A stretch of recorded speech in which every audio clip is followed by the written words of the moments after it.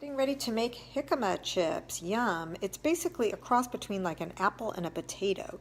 Super low carb, very fibrous, super good for you. And what I'm going to do is I already peeled half of it, and then I'm going to slice it with my knife. Now I am using my mandolin, and I'm slicing up the jicama into nice thin chips and putting them on my dehydrator trays. Now it's time to pop these jicama chips into the dehydrator. Apparently I cooked them at 110 degrees for about 4 hours. And then I flip and cook them for another 4 hours until they are really crispy. And here's the final results of the jicama chips.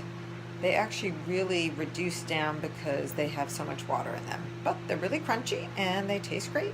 So for those of you who do not have a dehydrator, which is probably most of you, you can still get the same effect. Just preheat your oven to the lowest, absolute lowest heat it can be, and then just use a cookie sheet, line it with parchment paper, and be sure to flip it midway. A general guideline is to bake your jicama chips for half the time that you would do in a dehydrator. So I would do it for maybe 2 hours, and then flip them, and then bake them for another 2 hours. Or just Google it, see what you come up with. But you can make great chips in your oven. Finally, keep in mind, you can make different types of chips with different types of food. So you can use sweet potatoes. You can make your own potato chips with regular potatoes.